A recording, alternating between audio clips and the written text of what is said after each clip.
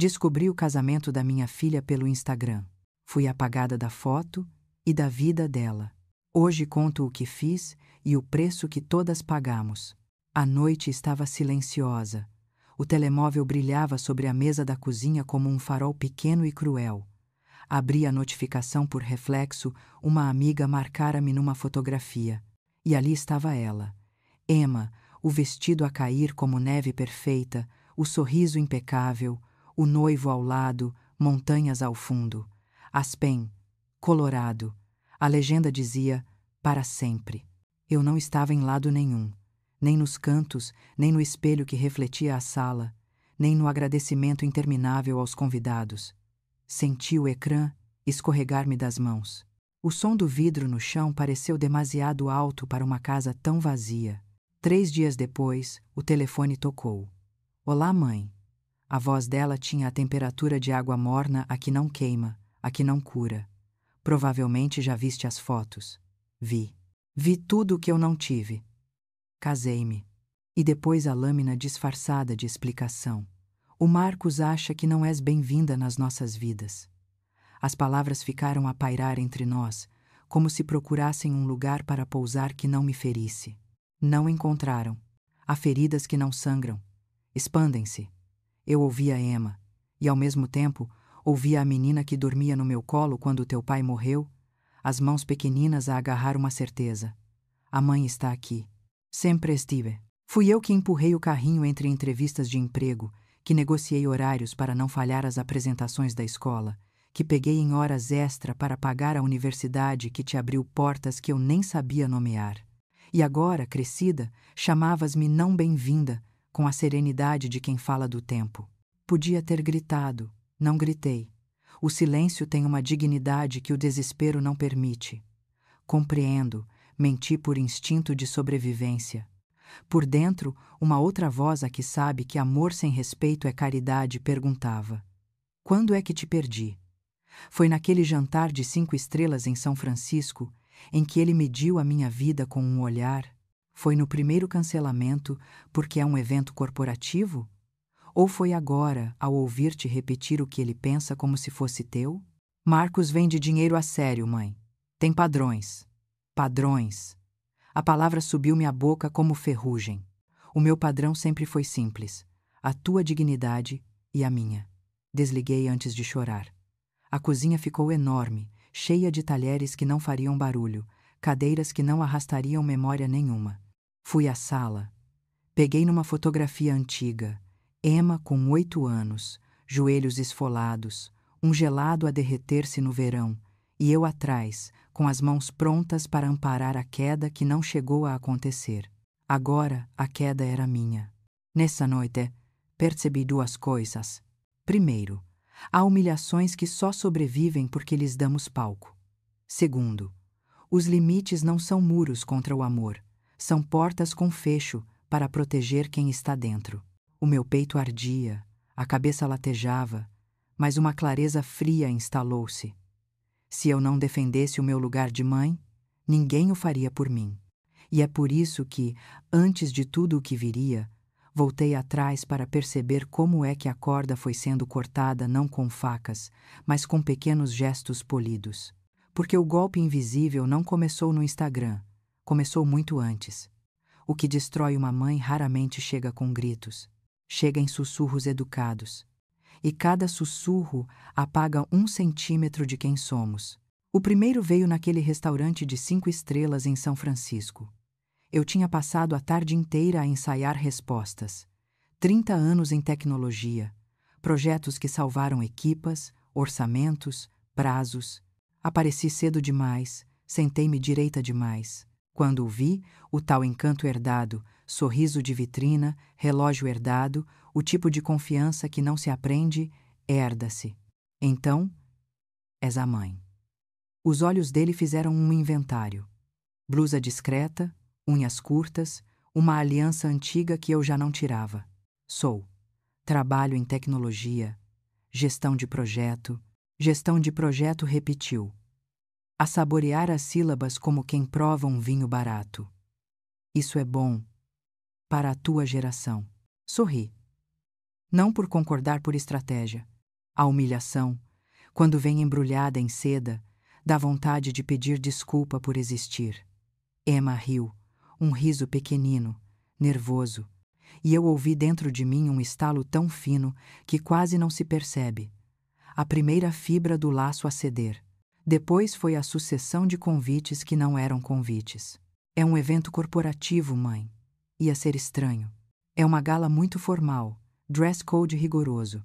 Preferia poupar-te o incômodo. Estamos num momento intenso da carreira, combinamos noutra altura. Problems of Einstein. Noutra altura nunca chegava. O controlo não começou com proibições, começou com curadoria. Marcos decidiu quais salas me mereciam e quais me dispensavam como se eu fosse uma peça de mobiliário mal escolhida. Numa das raras visitas, propus um domingo simples. Cozi bacalhau, fiz uma salada morna de grão, passei no bairro a comprar pastéis ainda quentes. A mesa ficou bonita, guardanapos de linho, que só uso quando quero dizer, és importante. Faltava meia hora. Chegou a mensagem. Marcos precisa de mim, mãe. Desculpa. O desculpa era um ponto final. O forno apagou-se, os talheres perderam brilho, e eu, que sempre soube aquecer comida e corações, não encontrei lume nenhum para acender aquele vazio. Na cozinha, aprendi uma regra triste. Humilhações pequenas também deixam nódoa. Noutra semana, Emma ligou do carro, mãos no volante, voz apressada, Marcos a dar indicações ao fundo. Ele acha que não é o teu ambiente, mãe. A frase veio macia, como se me guardasse da tempestade. E o teu ambiente é qual, filha? A pergunta saiu antes de eu poder devolver, lá, ao silêncio. O dele respondeu sem reparar no abismo. Percebi então outra coisa. O controlo alimenta-se do nosso medo de confronto. Eu temia perder a minha filha. Eles contavam com isso. Escolhi calar algumas vezes, por amor. Cada silêncio meu foi uma assinatura num contrato que não li. Houve também os detalhes em público. Um olhar dele quando eu dizia não percebo, como se a minha ignorância fosse um peso antigo. Uma mão dele nas costas da minha filha a orientar lá para longe enquanto eu ainda falava. A piada sobre o meu inglês, muito britânico para o vale, dita com aquela leveza perigosa que transforma desdém em humor.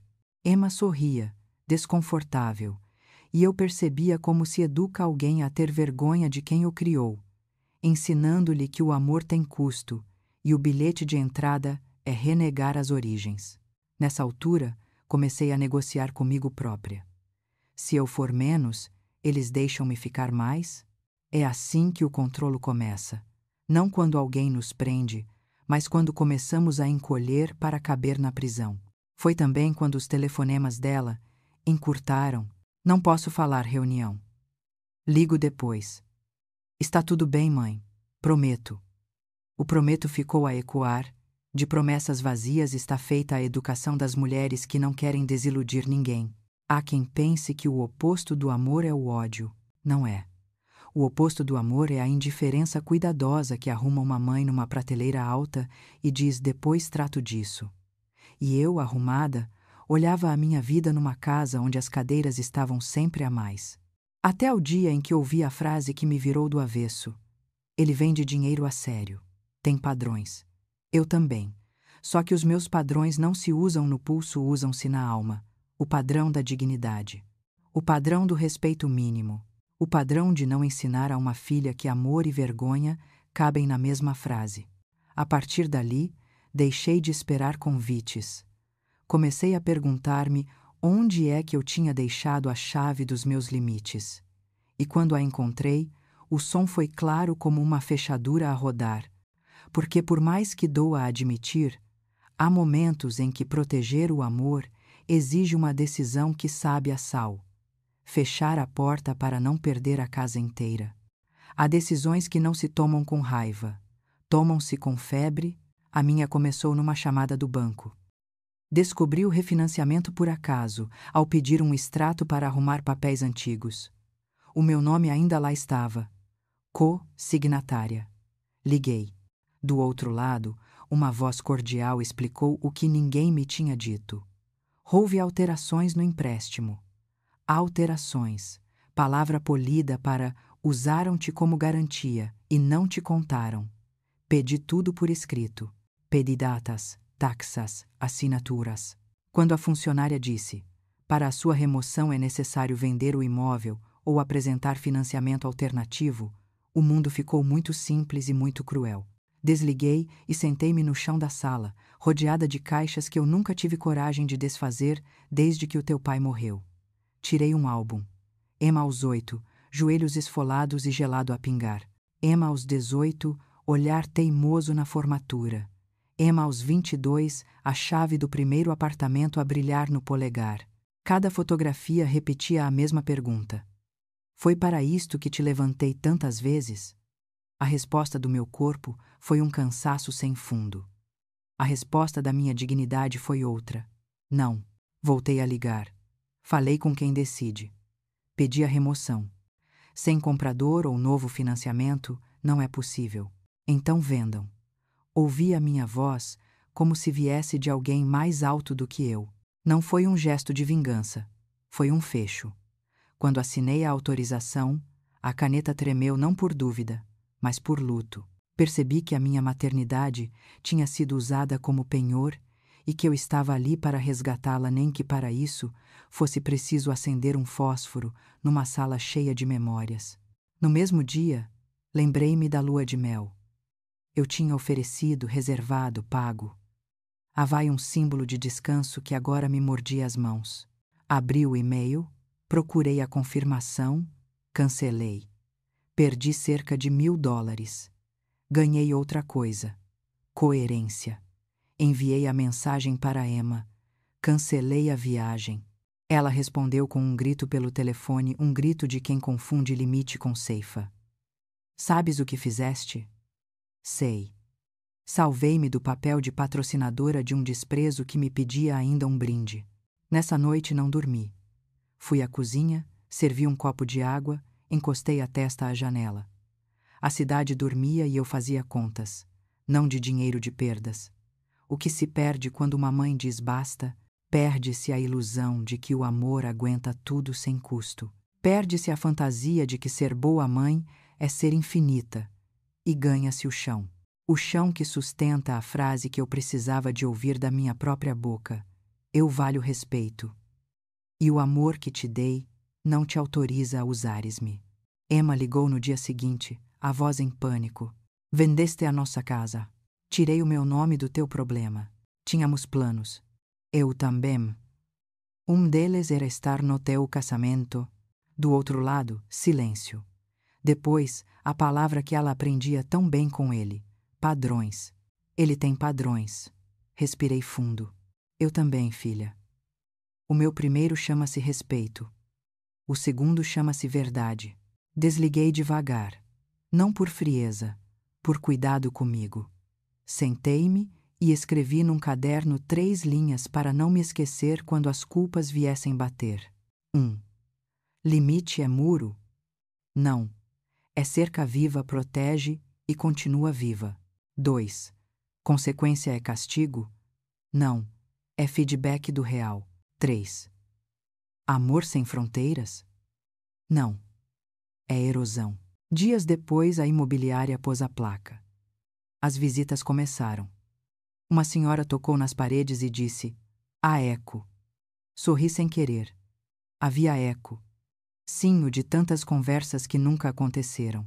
E por incrível que pareça, naquela casa que já não era minha, eu ouvi finalmente a minha voz inteira. Quando a venda ficou decidida, respirei como há muito não respirava. Não porque tivesse ganho. Eu não tinha ganho nada, tinha cobrado o mínimo. O suficiente para me lembrar de que a minha presença não é decorativa, é fundacional. E foi exatamente aí que o conto de fadas começou a rachar. Sem a casa como troféu e sem a lua de mel paga, Marcos ficou sem palco. E Emma, sem o aplauso que a mantinha a representar. Sem casa para exibir e sem lua de mel para apostar, o encanto perdeu o cenário. E quando o cenário cai, as luzes mostram o que sempre lá esteve. Nos primeiros dias, Marcos classificou tudo como capricho de viúva ressentida. Disse a Emma que eu tinha feito um golpe de teatro e que era preciso responder com frieza. A frieza instalou-se como decoração. Na sala, o vestido de noiva continuava pendurado, uma promessa suspensa. No frigorífico, talões com números arredondados que pareciam decisões e uma lista escrita por ele: gastos supérfluos cortar. A caneta tinha passado por cima de flores, por cima de jantares, por cima de visitar a mãe. Não precisamos de ninguém, disse ele, igual a quem se olha ao espelho e jura força para não admitir fraqueza. Precisamos de ar, disse Emma. Baixa, como quem tem medo de acordar algo pior. Vieram as discussões pequenas que ocupam muito espaço. A senha do cartão partilhado que passou a ser só dele é mais seguro. A empresa que exige eventos à margem de qualquer ternura. O sorriso público de casal que se desfaz no elevador antes de chegar à casa. Emma sugeriu falarmos às 3 pessoas. Ele, ela e eu. Marcos riu sem humor. Falar com quem vendeu a nossa casa. À noite, o silêncio fazia eco. Emma descobriu que o eco não é vazio, é amplificador. Amplifica o tom condescendente quando ela fala da ONG de voluntariado e ele responde: brinca às causas. Amplifica a piada dita entre amigos sobre a sogra operária que não sabe a diferença entre um IPO e uma sopa de legumes. Amplifica a pergunta disfarçada de conselho. Tens noção de como te envergonhou? A primeira vez que Emma me ligou depois disso, não atendi. O meu limite ainda era um alicerce fresco, qualquer tremor, e voltava a desabar. Ela tentou outra vez. Enviei mensagem curta. Quando o respeito voltar, voltamos a falar. Fui dura, fui justa. Chorei depois, claro. Limite não é couraça, é pele que decidiu sarar. Sem o palco, Marcos precisava de público interno. Começou a gerir a rotina como um Excel. Horários, metas, expectativas. Se fores mais estratégica, serás convidada para círculos melhores. Círculos melhores, como se a vida fosse um conjunto de anéis e no centro estivesse o direito de tratar os outros como figurantes.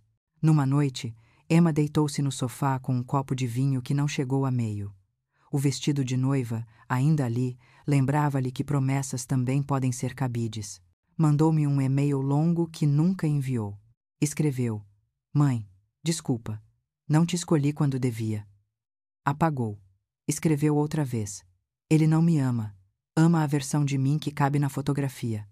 Apagou. Fechou o portátil. Abriu. Voltou a escrever.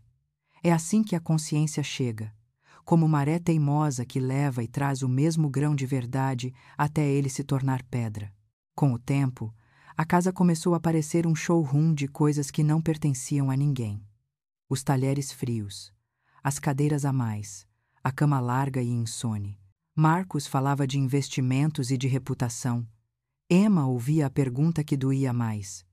Se abandonei a minha mãe, o que é que não abandonarei para ser amada?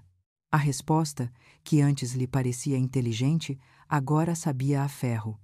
Um dia, durante um jantar, Marcos serviu-se primeiro, corrigiu a maneira como Emma colocou os pratos, não é assim, e comentou, rindo, sobre eu ter reagido como gente pequena. A risada dos amigos não foi cruel, foi cúmplice. E a cumplicidade é a tinta mais difícil de tirar de uma parede. Emma pousou os talheres. Olhou para as mesmas mãos que em criança estendia para mim quando tinha medo, e percebeu que medo não é sinal para fugir sempre. Às vezes é aviso para ficar e mudar tudo. À medida que a fachada rachava, vieram as palavras novas. Gaslighting, controlo, isolamento. Não como etiquetas para colar, mas como chaves. Cada uma abria uma porta que Emma tinha fechado por conveniência. E atrás de cada porta havia um espelho. E no espelho, uma mulher que dizia baixinho: Volta. Voltar para onde? Para quem? Para mim? Para si mesma? Ela tentou falar com ele. Preciso de espaço para pensar. Pensar para quê? O que precisas é de alinhar. Alinhar foi a corda. Pensar foi a tesoura. Nessa noite, Emma sentou-se ao lado do vestido e escreveu à mão, devagar, como quem aprende outra vez a sua caligrafia. Mãe, não sei se vais ler, mas preciso que leias. Parou muitas vezes, Não por falta de palavras, por excesso de verdade. Cada linha era um degrau a descer do pedestal onde a tinham posto para voltar à terra firme. Cada confissão era uma pequena traição à versão de si que tinha vendido por aceitação. Quando acabou, dobrou a carta com cuidado. Guardou numa embalagem de fotografias onde ainda estávamos as duas, eu, atrás, com as mãos prontas para amparar. Ela, à frente, pronta para correr. Desta vez, decidiu correr na direção certa. E foi assim que o conto de fadas terminou. Não com um beijo, mas com uma caneta. O amor que cobra preço tinha finalmente a fatura na mesa. A carta chegou numa manhã sem promessas. Envelope simples, letra reconhecida. As mãos tremeram antes de rasgar, não de medo do que vinha, mas de medo do que já não voltaria. Mãe, não sei se vais ler, mas preciso que leias. Permiti que te humilhassem, e ao fazê-lo, humilhei uma parte de mim. Não te peço perdão, peço que entendas. Estou a divorciar-me. Não por causa da casa ou da viagem, mas porque percebi quem era ele, e quem me tornei ao tentar merecê-lo. Li 16 vezes. Cada leitura tirou 1 grama de raiva, e pôs um tijolo de luto no lugar certo. O que é o perdão, afinal? Não é absolver. É organizar o caos por dentro. Respirei fundo. Peguei no telefone. Olá, Emma. Do outro lado, um sobressalto que parecia infância. Mãe, desculpa. Conversamos ao vivo, sem ruído. Onde? Meio do caminho. Denver ofereceu-nos um café de esquina com cadeiras de madeira e cheiro a bolo quente. Cheguei cedo. Sentei-me de frente para a porta não por desconfiança, por saudade. Quando Emma entrou, vi a menina a atravessar a rua com mochila às costas e a mulher a empurrar um passado que já não cabia. Não nos abraçamos logo. Às vezes o corpo precisa de ouvir o coração primeiro. Obrigada por vires, disse ela, a puxar a cadeira como quem pede licença para voltar. Vi porque escreveste, respondi. As cartas são mapas quando a voz se perde. O silêncio foi o nosso primeiro acordo. Bebemos uns goles sem pressa. O mundo lá fora fazia barulho suficiente por nós. Eu queria que ele me amasse, começou Emma. E achei que, se provasse que te deixava de lado, ele me escolheria todos os dias. E escolheste? Escolhi sobreviver à desaprovação dele, sacrificando a tua. Foi mais fácil para ele desprezar-te do que para mim desobedecê-lo. A palavra sacrificar ficou à nossa frente, quente e feia como uma queimadura. Eu podia listar dores. Escolhi listar limites. Ouve com atenção, filha. O que eu fiz doeu-me mais a mim do que a ti. Mas se eu não tivesse fechado a porta, tu não terias visto que a casa estava a arder. Eu sei, os olhos dela encheram-se e não caíram. Quando vendeste a casa, percebi que eu também tinha poder. Não só ele. De dentro da mala, Emma tirou uma caneca com um desenho torto de sol, réplica da que eu usava quando ela era pequena. Sorri de um lugar antigo. Trago-te isto para te lembrar que eu lembro, disse. E para te dizer que voltei a ter voz. Estou a trabalhar numa organização que ajuda mulheres a reconhecer controle emocional. Se eu tivesse ouvido isto há 2 anos, chegou agora a responde. E eu agora a salvar. Falamos do casamento que não foi nosso, da lua de mel que se desfez, do vestido pendurado que afinal era um espantalho de promessa. Falamos do meu orgulho ferido e do orgulho que agora eu precisava de ter por ela. Não o orgulho de quem vence, mas de quem para de perder-se. Não sei se mereço perdão, murmurou. Perdão não se merece. Trabalha-se, disse. Firme e terna. O primeiro pagamento é a verdade. O segundo, consistência. Fizemos um plano pequeno porque as pontes grandes caem com vento leve. Um telefonema por semana, um almoço ao mês, nenhuma conversa sobre mim através de quem não está presente. E uma regra nova, simples como respirar. Quando o respeito falhar, paramos. Antes de nos levantarmos, tirei da carteira uma fotografia amarelada. Emma com 8 anos, joelhos esfolados, eu atrás, mãos prontas para amparar. Pousei-a na mesa. Eu não deixei de te amar, Emma. Deixei de financiar a tua ausência. E eu não deixei de te amar, mãe. Deixei de alugar a minha vida a quem não paga afeto. Abraçamo-nos então. Não foi um abraço cinematográfico, foi um gesto útil, como uma ligadura bem posta. Não cura no momento, mas para o sangue e dá tempo ao corpo. Saímos do café com passos tímidos de quem recomeça a andar. Do lado de fora, o vento trouxe-nos uma pergunta que nenhuma de nós disse em voz alta. Como se vive depois de ver demasiado? A resposta não é poética, é diária. É o café marcado e cumprido. É a carta que não se rasga. É o nome da mãe que volta a caber na agenda sem parênteses. E no fundo, é isto que a cura faz.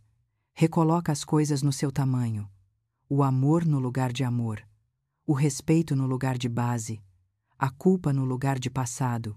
E nós no lugar de vivas. Porque cicatrizes não desaparecem, mas deixam de mandar. Limites ferem no início. Salvam no fim. E entre o início e o fim, há uma ponte chamada verdade. Hoje, quando olho para trás, não vejo uma história sobre perder uma casa ou cancelar uma viagem. Vejo o mapa do que o respeito constrói quando o amor decide crescer não para cima, mas para dentro. Viver sem limites parece generosidade. Na prática, é desistir de nós para manter uma fotografia bonita. Pôr limites parece dureza. Na prática, é dar uma hipótese ao que é verdadeiro para respirar. O que aprendi? Paguei com noites brancas, culpa que não me pertencia e um silêncio que quase me partiu. Mas o recibo está aqui, e é isto que quero deixar a quem nos ouve. 1. Limite não é punição, é proteção. Não fechei a porta à minha filha, fechei a porta ao desrespeito. Quando não há fronteira, o amor escorre por todos os lados até desaparecer. O não que dói hoje pode ser a razão do sim que dura amanhã. 2. Consequências não são vingança, são realidade. Vender a casa e cancelar a lua de mel não foram golpes, foram espelhos. Quem se vê ao espelho tem duas escolhas: ajustar a postura ou partir o vidro. Nós escolhemos ajustar. 3. Cura é processo, não evento. Não voltamos a ser como antes. Tornamo-nos outra coisa. Duas mulheres que aprenderam a não negociar o respeito por medo de ficarem sozinhas. A reconciliação não é uma cena, é uma prática. É o telefonema marcado, é o almoço cumprido, é a pausa quando o tom sobe e o recomeço quando o orgulho desce. 4. Amor sem alto-valor vira caridade emocional. Quando Emma confundiu aceitação com submissão, perdeu a voz. Quando eu confundi maternidade com sacrifício infinito, perdi o chão. Recuperamos as duas coisas no mesmo dia em que aceitamos pagar o preço de sermos inteiras. Há também o que não se vê, mas sustenta. O pedido de desculpa que não exige absolvição. A mão que volta a pousar no ombro, mas já não pede licença para existir. A conversa difícil que, justamente por ser difícil, vale a pena. E a lembrança de que toda a relação tem dois móveis pesados, amor e limite. Tira um e o outro fica a flutuar. Se chegaste até aqui, talvez carregues uma pergunta escondida. E se eu puser limites e perder alguém? Eu respondo com outra. E se não puseres e te perderes a ti? Qualquer amor que exija a tua ausência não é casa, é vitrine. E viver em vitrines cansa. Morre-se bonito e devagar. Hoje, a minha filha trabalha para que outras mulheres reconheçam o que demora tanto a nomear: gaslighting, controle, isolamento. Eu, do meu lado, aprendi a não financiar mais o que me apaga e a investir sem medo em tudo o que me acende. Dignidade, verdade, presença. Se esta história te tocou, partilha com alguém que precise de uma palavra que empurre na direção certa. Diz-me nos comentários. Qual foi o limite mais difícil que tiveste de traçar e o que mudou depois? E subscreve para não perderes o próximo capítulo. Vou mostrar sinais de gaslighting que quase ninguém vê no início e como responder sem te perderes no processo. Porque no fim de tudo, o preço dos limites é alto, mas o preço de não os ter é impagável. E a vida, essa, não aceita cheques sem cobertura.